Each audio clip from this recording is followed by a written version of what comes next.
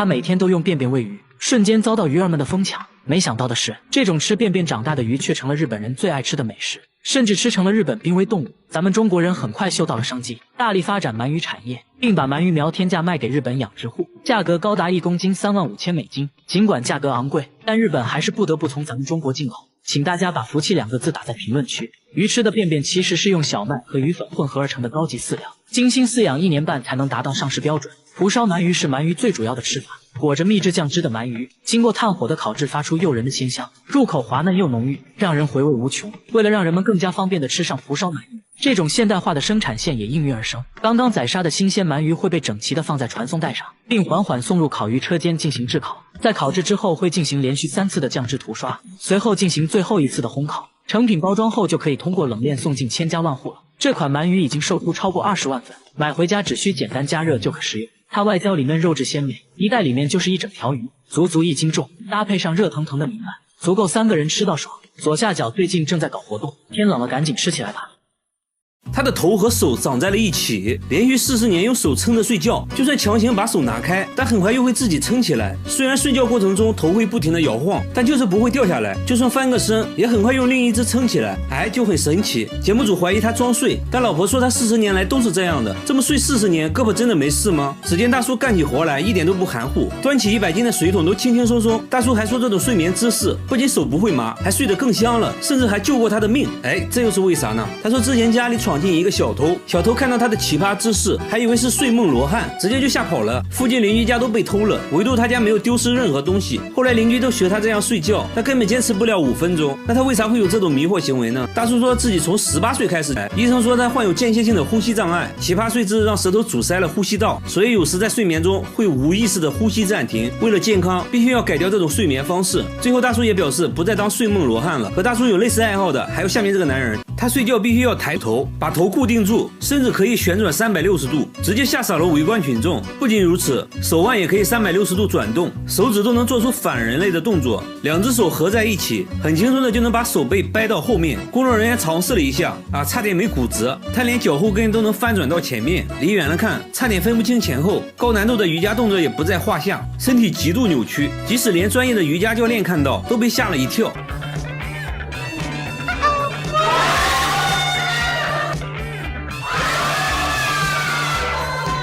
他们说从来迷惑行为大赏，他家客厅成了墓地，每天早上都会出现上万只死掉的蜜蜂，蜜蜂尸体能装满3个垃圾桶。然而更多的蜜蜂还在源源不断的涌进来就算把纱窗打开，蜜蜂也不走，好像屋里有什么东西吸引着它。主人也是惨被蜜蜂围攻，蛰得满头大包一到晚上更夸张，整个天花板都会震动，还会传出一种怪声没办法，晚上只能睡在卧室的帐篷里。然而邻居家并没有出现这种情况，附近呢也没有养蜂场，那他们是从哪里来的？为什么偏偏选择他家？他家是有什么东西在吸引蜜蜂吗？真的奇怪第二天节目组再次上门，主人说今天死掉的蜜蜂很少，工作人员敲了敲天花板，里面也没有发出嗡嗡的声音，难道是一夜之间都死了？节目组用热像仪也没有检测到任何温度，决定打开天花板看看到底什么情况。找来了专业养蜂人，一打开就发现一个硕大的蜂巢，蜜蜂也都活着，还发现客厅出现的蜜蜂都是通过电线孔钻出来的。原来当蜂巢内部温度过高时，蜜蜂会扇动翅膀来通风，就会出现嗡嗡的声音。之所以现在蜜蜂安静下来，是因为天气降温了，它们1年只能生产出1个蜂巢，现在有6个蜂巢，说明它们已经在天花板生活6年了。那没什么好说的，直接给蜜蜂搬家，最后还收获了17公斤的蜂蜜。主人说这就算6年的房租费了。然而下面村庄发生了更离奇的事，每到凌晨1点，整个村子就会传来龙的叫声。村长说声音是从半年前开始的，每到凌晨1点就会准时响起，一直持续到早晨不戴耳塞根本没法睡觉，很多人受不了都搬走了。有村民认为是之前开山采石动了龙脉，而节目组却认为是锅炉的声音，但村长说自己早就检查过了，锅炉一切正常。节目组继续寻找声音来源，这时一个类似的声音传来，来到屋内才发现是缝纫机的声音，但声音非常小。缝纫机表示这个锅我不背，那难道是管道施工惹的祸？但施工队表示从来不会在凌晨施工，一时间关于声音的说法越来越多，听起来也越来越灵异。又来到了凌晨，节目组全体动员，在村中各个角落寻找声音来源，还安装了声纳设备来监控。不一会儿，声音准时响起，大家都指向了同一个地方，正是锅炉所在的位置。声纳设备也检测出声音就来自村长家的锅炉。这就很尴尬了，村长还是不肯相信，明明自己检查过的。锅炉售后人员排查了半天，终于找到了问题所在，锅炉上一个电磁阀产生了滑动，导致了这种不寻常的声音。维修完毕，村民终于可以睡个好觉了。同样在凌晨出现诡异声音的还有下面这个公寓，每到凌晨4点，整个公寓就会传来敲门声，有时候是玻璃球掉地上的声音。声音是从5年前开始的，每天持续4个小时。声音出现时，整个房间都有回声，墙壁都会震动，很多人都无法安心睡觉，出现了不同程度的神经衰弱。有人干脆在外面租房住。物业也调查过原因，关闭了所有能产生噪音的设备，但最终声音还是没有停止，现在反而变本加厉，什么奇怪的声音都会出现。节目组在公寓不同位置都安装了摄像头。又来到凌晨4点，敲门声再次响起，1小时过后又变成了玻璃球滚动的声音，声音竟然高达90分贝。要知道啊，地铁站声音也才81分贝。工作人员发现用铁锤摩擦瓷砖产生的声音和玻璃球掉落的声音很像，怀疑是有人故意这样做的。节目组在其他楼层安装了更多的摄像头，想找到这个人。接下来就是等待声音的出现，但是1晚过去了，完全没有出现任何声音，连续几天声音都没再出现。其实已经没必要再调查了，很明显了，恶作剧的人就在公寓里，至于是谁就不好说了。1个月后，节目组做了个回访，物业表示自从节目组采访过后，声音就没再出现过，这下都能安心睡觉了。好了，我是岳飞，关注我，每天一个迷惑行为大赏。他吃冰淇淋要加辣椒酱，一口下去冰火2重天，还说口感很像奥利给。咖啡里也要加入半瓶辣椒酱，搅拌一下一饮而尽。他说餐厅的辣椒一点都不辣，会随身带着一瓶秘制辣椒酱。吃炸酱面要先来上1勺免费辣椒，再加入自己秘制辣椒，好家伙，直接成了辣椒拌饭。旁边大哥闻了一下就辣到咳嗽，吃完呢记得喝点水，水里也要挤入辣椒酱。更奇葩的是，喝感冒药也要加辣椒酱，还说这样容易出汗，好得快。剩下的一点药汤里再加上米饭，这样更有食欲了。感冒好了就要吃烧烤，喝啤酒那自然少不了辣椒酱，喝这么一杯顶过去2杯。不仅如此啊，连他7岁的儿子都酷爱辣椒酱，米饭必须拌辣椒才能吃，连黄桃罐头都要蘸辣椒。刚开始工作人员还以为是番茄酱，尝了一口，厉害厉害。和他爸爸一样，他喝水也只喝辣椒水，不仅是辣椒，各种各样的芥末也是他的最爱，如果不给吃他就会哭。那他们真的健康吗？经过检查，医生发现父亲患有严重的胃溃疡，儿子很幸运，暂时没发现问题，但医生还是建议少吃，毕竟正在长身体，要多吃有营养的东西。如果吃辣有段位，下面这位大妈也属于王者级别，她10分钟就能吃完1盆辣椒，这就是她今天的午饭。为了增加口感，她会用辣椒蘸辣椒酱，嘎嘣脆，好像吃黄瓜一样。她竟然没有丝毫反应，这该不会是假的吧？工作人员决定尝一下，咬下1小口，差点被送走。大妈淡定地看着一切，不一会儿就干完了1盆。为了测试她能吃多辣，节目组准备了世界各地的辣椒。大妈看着两眼放光，这么多辣椒看着就好吃。首先出场的是来自墨西哥的胡椒，大妈说还不错啦，很甜。接着是烟熏辣椒，吃着像柿饼。第3个是来自泰国的辣椒，吃起来脆脆的像薯片。一旁的工作人员都看乐了，再次尝试，还是辣到不行。大妈感觉很莫名其妙，根本就不辣嘛。虽然大妈很能吃辣，但也有她吃不了的东西，她不能吃洋葱和大蒜，一吃就会满脸通红，甚至会吐血。为啥会出现这种奇葩现象？医生提取了辣椒素，对大妈进行感官测试，把沾满辣椒素的棉签插入鼻孔，大妈一点反应没有。医生认为大妈对辣椒素不敏感，而大蒜之所以辣，是因为含有大蒜素，大妈对大蒜素非常敏感，所以才会觉得辣。即使这样，我觉得大妈也属于吃辣的王者级别了。然而下面这位小姐姐表示不服，冰淇淋加辣椒酱，这是她的神仙搭配，她一天就要吃3瓶辣椒酱，橱柜里也摆满了各种辣椒酱，每顿饭都要加上新鲜的辣椒段，还说辣椒能帮自己释放压力。现在她要挑战当地最辣的炸酱面，还要求厨师多放1斤辣椒面。即使这样，她还是不满足，在面上又加了辣椒段，吃得一脸惬意，周围人都觉得不可思议。节目组给她准备了3种当地最辣的食物，第一个是辣炒年糕，刚吃一口她就笑了，没什么感觉嘛。第2个是辣酱咖喱，这个有一点点感觉，很快就干完了1盘。第3个是魔鬼辣鸡腿，仔细品尝下还是一点反应没有。她说从来没有吃到过让自己感觉辣的东西。听到这话，节目组放出了大招，端上来一盒死神辣条，是用世界上最辣的龙溪辣椒制作的，辣度是普通辣椒的220倍。据说这玩意儿只能中午吃，很多人吃完都坐上了依维柯大金杯。小姐姐也重视了起来，扎上头发，准备好牛奶，挑战开始。她一口吞下去去，仔细嚼了嚼，还不错。刚开始有点甜，后面有一点点辣。即使这样，他依旧一滴汗都没出。不过这样吃辣，屁股受得了吗？经过检查，医生说他患有轻微的食道炎和痔疮，必须要改变饮食习惯了。好了，我是岳飞，关注我，每天一个迷惑行为大赏。他天生就有2个胃，一次能吃100个肉夹馍，吃自助餐盘子都能堆到天花板。老板被狠狠上了一课，但这仅仅只是开胃菜。接着来到路边摊，又吃掉了10份烤冷面，这属于他的餐后甜点。这样下来一顿午餐就算吃完了。来到公司直接冲进了厕所，还说自己消化快，一天就要拉8次，放屁都比别人臭。每天都是上班、餐馆、厕所3点一线。下班后他来到一家烤肉店，先要了10斤五花肉垫垫肚子，烤到滋滋冒油，一次夹上3块，再放上1勺芥末，一口吞了下去。很快10斤肉就进肚子了，现在感觉有6分饱了。回家又做了1份辣酱拌饭，还加了1管芥末，说自己完全感觉不到辣。之所以这么能吃呢，是因为自己天生有2个胃。工作人员肯定不信啊，带他来到医院，医生也不信，从来没听说过有2个胃的人。接着给他做了胃镜检查，医生的表情逐渐严肃起来，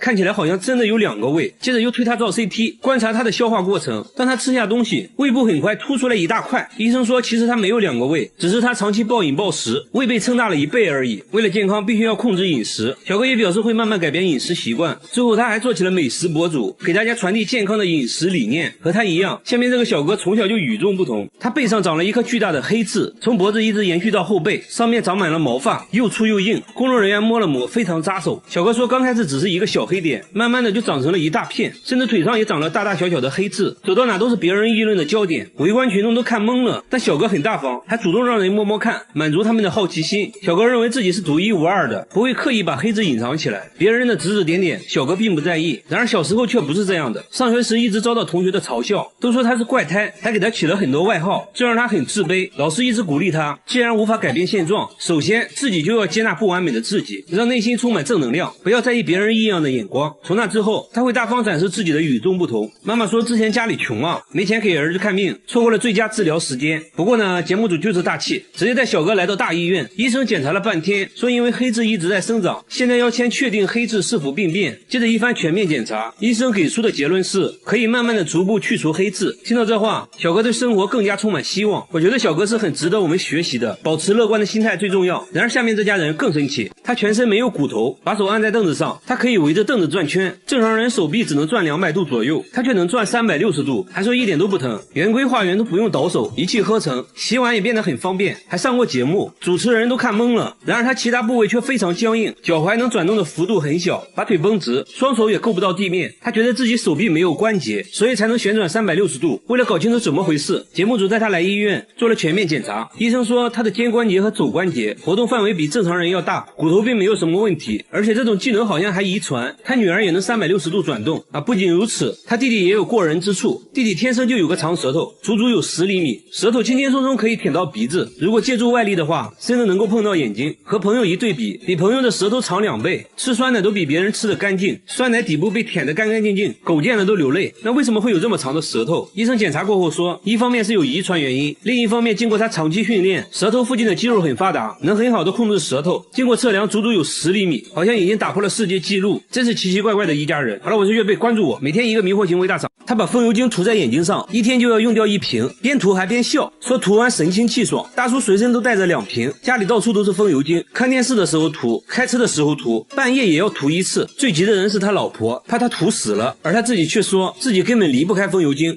这又是为啥？他也不解释啊，反而变本加厉，觉得涂眼睛上不过瘾了，直接用风油精洗脸，看样子也不错，洗完精神抖擞。那他到底为啥要涂风油精？真的是奇怪。周围人也是看得一脸懵逼，真的不会疼吗？旁边的大叔决定试一试，结果直呼辣眼睛。这时啊，他终于说出了涂风油精的原因。原来大叔之前眼睛受了伤，什么都看不清，偶然用了1次风油精，竟然能看清楚了。从那之后就离不开风油精了。但风油精真的有那么神奇的功效吗？医生猜测，在风油精的刺激下，大叔眼泪分泌旺盛，使得眼睛非常湿润，这可能是帮他看清楚的原因。但风油精对眼睛有非常大的伤害。经过检查，大叔的眼角膜确实受到了严重损伤，风油精没能治愈他，反而加重了病情，必须立即停止使用风油精，还给大叔拿了专门治疗眼睛的药物。所以说有病就要对症下药，不要相信偏方。和他比起来，下面这位尼姑更奇葩，他把洗衣液涂满全身，每天都要涂好几次，一天就要用掉3瓶。诵经累了就要往身上涂洗衣液，外面散步的时候要涂一涂，工作时也要涂，总之不允许身上有干燥的地方。就连洗澡都是用洗衣液，先往盆里倒入满满1瓶，蹲在盆里就洗了起来，洗衣液直接成了他的沐浴露，家里还存了上百箱的洗衣液。然而这仅仅只是1个月的量，他1年内用掉的洗衣液足够别人洗17年的衣服。更奇葩的是，他洗衣服呢却从来不用洗衣液，还说用洗衣液洗衣服就是浪费。节目组很担心他，而他自己却说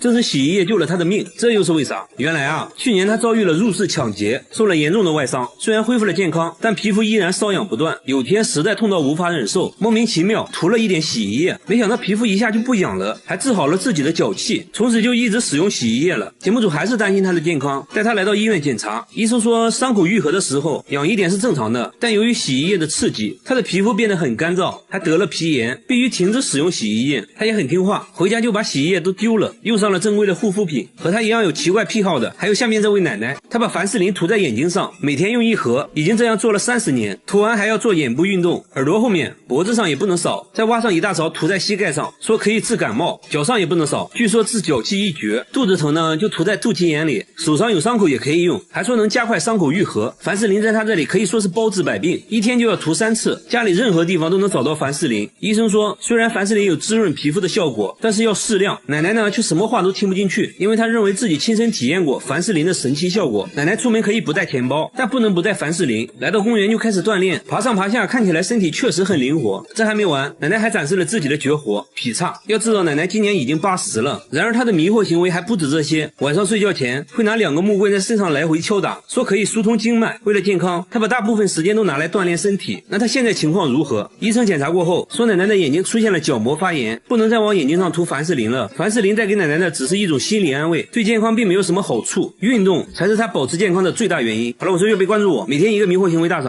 监控每天都能拍到一个神秘物体，通体白色，还带2个小翅膀，一闪而过，速度极快。刚开始呢，工厂保安认为是塑料袋之类的东西，但每天都出现就很不正常了。员工在监控附近找了半天，都没有看到任何塑料袋，诡异的现象不断出现。工厂另一个监控也拍到了奇怪画面，有一束强光射在地面上，好像是外星飞碟在盘旋，同时还能听到狗在大叫。出来呢，却什么都没有看到，光束只能被监控拍到。这件事很快惊动了工厂老板娘，老板娘呢是个文化人，她才不信什么飞碟之类的，让员工用纸飞机模拟白色物体，在监控前丢出纸飞机，监控显示纸飞机全身也发着光，和刚开始拍到的物体很像。哎，这就对了嘛，之前的白色物体肯定也是个什么垃圾之类的。老板娘又让员工用强光手电模拟光束，虽然在监控上能看到强光手电形成的光晕，但是和之前稳定的光束完全不同，无论怎样模拟都达不到之前的光束效果。老板娘怀疑监控设备出了问题，找来监控售后人员检查了半天，售后却说设备一切正常。哎，真的是奇怪。节目组又架起了多个摄像机，也拍到了神秘的光束。没办法了，请专家吧。专家左看右看，说这束光看起来和普通的光线不一样，光束很稳定，不会扩散，这是地球上的光源做不到的。难道真的是外星飞碟？专家左思右想也找不到合理的解释，还真成了未解之谜。同样遭遇怪异事件的还有下面这座寺庙，寺庙里的荒废电梯每晚都会传来诡异的哭声，声音是从这个缝隙里传出来的，电梯底下好像住着什么东西。师太说每次打坐念经的时候，声音就会立马停止，这东西好像很害怕念经，关键这是佛门净地，怎么可能会有那种东西？师太心里还是有点怕，每晚都会安排人念经到天亮，这东西胆子也是越来越大。有一次师太吹口哨，他竟然还回应了起来，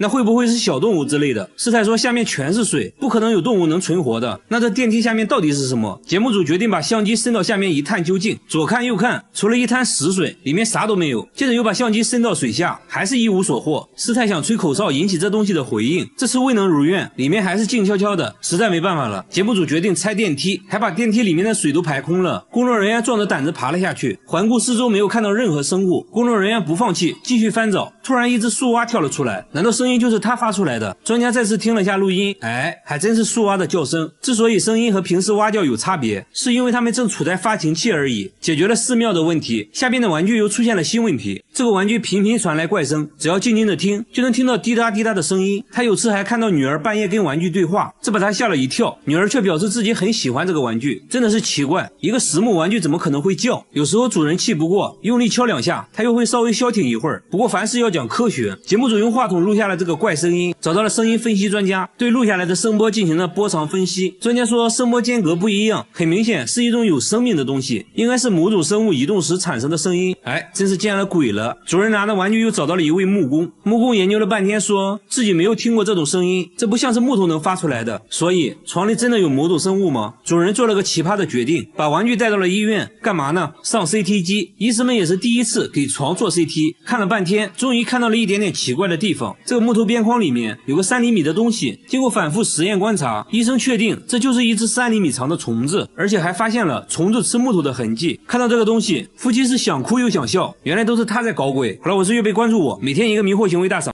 他50年收藏了4000多种可乐，现在拿在手上的是世界上第一款可乐，已经超过了100年，瓶盖都是用的木头塞子。很多人想喝的82年可乐，哎，他这里多的是，什么造型的瓶子都有，全是脑洞大开的设计，从最胖的到最花里胡哨的都有，还有各种限量款的可乐，有的瓶子上都镶了钻石，还有奥运纪念可乐、美国队长可乐。他还收藏了很多可乐周边产品，就比如可乐主题的录音机，因为都是非常稀有的限量版，收集这些花掉了好几百万。节目组仔细数了数，足足有4000多种。大叔还说会一直收藏下去，要打破世界纪录。然而下面这个大爷的收藏能点燃你的心。大爷在涂口红，但其实这是打火机。他转身又吃起了饼干，哎，其实还是个打火机。他30年收藏了6000只打火机，家里墙纸都是打火机做的，各种你意想不到的打火方式。看着是把锤子，其实是打火机。灯泡也是打火机，牛奶盒都能出火，螃蟹钳子喷火你能信？灭火器都能出火，这就离谱了。包包能打火，高跟鞋也可以，最小的和1元硬币差不多，小是小了点，但照样能打火。最大的就要用2只手抱着，要说是燃气灶我都信。最独特的要数下面这个，火焰可以分叉，这些火机来自全世界各地。这一款就是来自加拿大的牙刷火机，他每周都要挨个清理一次，打火机已经成了他的精神寄托。然而下面这个大叔的收藏也很费钱，他花100万收藏了5000部手机，全是你没见过的，有设计成香蕉玉米的，保龄球也是电话，超人都背着电话啊，来电就会蹦迪，还有来电就会吐丝的蜘蛛侠电话，易拉罐哎也是电话，连鞋底都能设计成电话，密密麻麻摆满了房间，地板上几乎没有下脚的地方。工作人员数了数，光客厅就有2000部，另一个房子更多，但大多都是智能手机，一共算下来有5000部，并且这些都安装了电话卡，都能正常使用。节目组随即拨打了几个，哎，果然就接通了。他说每月光套餐费就得5万块钱，为此连周末都要去兼职。妻子也觉得这就是一个沉重的负担，考虑再三，他决定做出改变，把手机都卖掉了，还给儿子买了一屋子玩具。他终于想明白，亲情才是最值得收藏的。和他一样，下面这个人也喜欢收藏，只不过他只收藏座机，整个仓库摆满了座机，一共有3000多部，100多年前的古董电话都有。神奇的是，电话竟然还能使用，不过要像摇动手柄发电才能打电话。大叔演示了一遍，插上了一个什么模块，然后真就拨通了工作人员的手机，通话音质非常好，就好像穿越了一样，很神奇。大叔还打算开一个手机博物馆，把这些不常见的电话展出，供大家欣赏。然而下面这个大爷的收藏更有价值，他5年收集了3000万个烟头，每天都要去街上捡烟头，一天就要捡1万多支，捡满1箱就要封存起来。5年内收集了300多箱。晚饭后他又去捡烟头了，还说现在捡的最多。来到饭店门口，果然发现了很多，不一会儿就全部捡干净了，即使垃圾桶里的烟头也不放过。有人说经常看到他整晚都在街上捡烟头，下雨天也不例外，只要大爷出现的地方就绝对不会允许有烟头。那为啥大爷会痴迷于捡烟头？大爷说这样做的目的就是警告那些随意丢烟头的人，还说这样能让自己锻炼身体，感到非常快乐。和大爷有同样爱好的还有这只乌鸦，只要看到有人抽烟，他就会发起攻击，趁其不备直接一口夺下香烟，接着把香烟捣碎丢进垃圾桶。小哥说自己每次抽烟乌鸦都会出现，好像是针对自己一样。工作人员假装抽烟，看会不会遭到同样待遇。乌鸦仔细观察了一会儿，假装毫不在意的路过，突然一个箭步向前叼走了香烟。所以无论是谁，只要抽烟就会成为他的目标。香烟到手，接着又用翅膀把烟弄灭。为啥他会有这种迷惑行为？专家认为他是想把香烟的气味涂抹到翅膀上来驱赶寄生虫而已。很多鸟类都会这样做。好吧，原来如此。好了，我是月贝，关注我，每天一个迷惑行为大赏。婴儿车被包了起来，里面时不时传来怪叫，没有人知道婴儿车里面是什么。大妈整天推着婴儿车流浪，晚上就睡在公共厕所，这样生活了10年。问他为啥不回家，他却说家里有个怪东西会隐身，就算在外面冻死也不敢回去。即使在外面，他依然觉得有什么东西在跟着自己，警惕地看着四周。白天他又毫无目的的流浪，拿出一盒猫罐头开始吃，还往婴儿车里放了一点，这才看清楚，原来婴儿车里面还有一只猫。经过一番沟通，大妈同意带我们去家，家里，他家门上安装了5把锁，里面还有一道防盗门。进来后要赶紧用一个柜子挡住，屋里窗帘紧闭，没有一丝光亮，并把所有家当都放在了衣橱里，甚至包括电饭煲。节目组安装了摄像机，想要拍到大妈说的那个怪东西，然而一夜过去，并没有任何发现，就发现大妈行为举止很反常。只见她半夜好像听到了什么，惊慌的来回走动，还时不时跪在地上，嘴里一直念叨着什么。节目组很疑惑，大妈神秘的指了指天花板，说：“你难道听不到声音吗？那个怪东西就躲在天花板上呢。”但工作人员并没有听到任何奇怪的声音。节目组觉得这一切都是大妈想象出来的，她到底发生了什么事啊？经过长时间的沟通，她决定去医院。一番交流下来，医生说她患有妄想症和精神分裂，必须尽快吃药治疗。原来啊，之前她妈妈生了一场大病，因为没钱治疗嘛，很快就去世了。没过多长时间，父亲也去世了。她感觉自己没有保护好父母，从那时起内心充满了愧疚，只有在人多的大街上才能避免内心的孤独，只要在房子里就会产生屋里有别人的幻觉。相对来说呢，下面这个大妈就正常多了。鸡蛋连壳一起吃，一天要吃1斤蛋壳，大妈已经吃了10年。香蕉在裤子上蹭2下啊，直接连皮吃，再来一口带皮的橘子。哈密瓜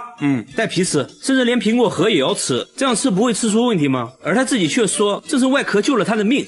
这又是为啥？他也不解释啊，反而变本加厉，觉得果壳不过瘾了，直接吃起了生板栗，看样子味道也不错啊，2口就能吃下1个。大妈的闺蜜都很担心她，叫她来吃饭改善一下。没想到啊，大妈却把饭菜扔在一边，拿起蟹壳直接开灶。她边吃还边嫌弃，说螃蟹啊还是生的好吃。接着又把朋友吃剩的鱼骨头用菜叶包起来，几口就吃了下去。那她为啥要吃这些呢？真的是奇怪。到目前为止，带皮的水果没有什么是大妈不能吃的啊，即使是榴莲它也是带皮这个没有。大妈说果皮才是好东西，有营养，而且自己很健康。接着她终于告诉大家吃这些的原因。原来啊，当年她得了很严重的胃溃疡，有天痛到无法忍受，莫名其妙吃了带壳的鸡蛋，没想到胃里一下她就不疼了，从此就走上吃壳的道路。节目组也带她去检查了，胃病真的好了，身体啥毛病没有，但医生还是建议大妈少吃，不然很可能会损伤肠道。一定要吃的话，最好中午吃。和大妈一样，下面这个大爷也是狠人，他把洗洁精当沐浴露，白醋当洗面奶，食用油拿来护肤，还说比护肤品好用。13年来都是这样护肤的。护肤3部曲安排上，第一步往毛巾上挤入洗洁精，接着往全身涂抹，脸上也不能少，拿水一冲，第一步完成。接着倒出白醋，均匀的涂抹在脸上，拍打促进吸收。最后一步往皮肤上涂抹食用油，保湿又美白。他说白天要用玉米油，晚上用花生油，这样保湿效果最好。工作人员摸了摸，果然很光滑。这样一套下来的话，就可以上烧烤炉了。不仅如此，大爷刷牙也要用白醋，说可以消菌杀毒，口气都变得清新了呢。至于牙膏嘛，有别的用处。只见他往手上挤入半管薄荷味牙膏，接着就开始洗头了。你别说，泡沫还挺丰富的。大爷说这样洗完清爽自然，工作时也要随身带着白醋，没事就要拿出来涂一涂。看电视也不能闲着，连妻子都不能理解大爷的奇葩操作，直接把妻子熏走了。为了达到更好的保湿效果，他还会用食用油自制面膜。不得不说皮肤看着细腻了很多，医生也没有检查出任何问题。由于大爷年龄大了，如果继续这样操作的话，皮肤可能会恶化。这种护肤方式好不好不知道，反正我感觉挺入味的。好了，我是月贝，关注我，每天一个迷惑行为大赏。这个植物一天能长3米，100年才会开1次花。神奇的是，大妈只养了1个月就开花了。几天前，大妈刚从医院出来，就遇到了一个坏和尚，什么都没说，就把这棵植物送给了大妈。自从这植物来到家里，发生了很多神奇的事，大妈的身体也在一天天好转。大妈认为这些都是这棵植物带来的，觉得植物被高僧开光了。从那时起，大妈每天都会精心照料，浇水都是用山泉水，嘴里还一直念叨着撒浪嘿呦。刚开始呢，它只是冒出了一个小尖尖，没想到一夜之间长到了3米，而且还在不停的往上涨。节目组架起相机近距离观察，植物肉眼可见的变大。那这棵植物到底是什么？为此节目组请来专家小亮来鉴定这个热门生物。专家觉得很不可思议，说这东西根本不会生长在这里，当地的环境不利于它生长，长成这么高非常罕见。原来这种植物叫龙舌兰，这根长长的就是它的花茎，最后会在顶端开花，据说100年才会开1次花，但只要开花后它就会急速衰败枯萎，一生也只开1次。几天后，龙舌兰真的开花了，看起来好像一把火炬，上面还泛着光，蜜蜂都被吸引来了。它现在的高度达到了4米，全村人都来围观，很多人都是第一次见。据说龙舌兰开花就能实现愿望，众人纷纷低头许愿。然而下面这只小香猪表示不服，他家的宠物小香猪1个月就长到了300斤，2个男人都抱不起来，肚子都快碰到地板了，还长出了3下巴。本来是个迷你猪，结果现在一对比，主人变得很迷你，他直接从佩奇变成了八戒。有次主人想要抱一下结果闪到了腰，当时卖家还郑重承诺，迷你小香猪长不大，最多不超过30斤，假一赔10。可是随着时间一天天过去，主人才发现自己上了当，佩奇不仅能吃，而且长得飞快。主人找卖家售后，卖家说可以赔你10倍，你把货退回来，我们重新给你发10只小猪仔。主人一想，不对啊，我这不成养猪的了吗？毕竟养了这么长时间，都有感情了。主人决定给它减肥。第一步，带上计步器，一块行走的五花肉上线了。刚走了2步，它就躺下了。主人以为它至少能走30分钟，结果它要休息30分钟。第二步，吃减肥餐，用食物引诱它走路，结果主人却累瘦了。最后主人想到一个绝招，给佩奇制作了一个结实背带，前面吊上一根他最爱的胡萝卜。你别说，效果不错，他走路积极多了。几天后再次上秤，减肥效果非常明显啊，整整减掉了半斤。最后主人表示会一直陪着佩奇减肥，希望佩奇能变回迷你猪。然而变大的不止佩奇，下面这家房子里也有个大东西，每天都有个不明生物趴在他家窗户上偷窥，上面还留下了巨大的指纹，纹路非常清晰啊，怎么擦都擦不掉，而且只要太阳出来它就会消失。一到晚上呢，消失的指纹又重新出现，只有卧室的窗户会出现这种现象，就算更换了新窗户，指纹还是会出现。诡异的现象持续了好几个月，搞得一家人精神崩溃，怀疑是被什么不好的东西缠住了。节目组呢全程监控，结果一直到深夜都没有出现什么怪东西。白天一看呢，指纹果然消失了，这很不科学。那会不会是窗户本身的质量问题？卖家说从来没见过这种情况，猜测是玻璃生产过程中吸盘导致的这种痕迹，但是现实中并没有那么大的吸盘。节目组在工厂继续寻找线索，玻璃的存放方式引起了工作人员的注意，上面出现的纹路和家里指纹很像。老板说刚生产出来的玻璃很热，需要在下面垫上一层厚厚的油纸，那指纹会不会就是油纸印上去的？随后专家对着油纸分析了半天，说了一大堆我听不懂的，反正总之结论就是玻璃上的纹路还真是油纸印上去的。至于白天指纹就会消失，是由于温度升高导致的。主人这下放心了，说以后不用再换窗户了。好了，我是月贝，关注我，每天一个迷惑行为大赏。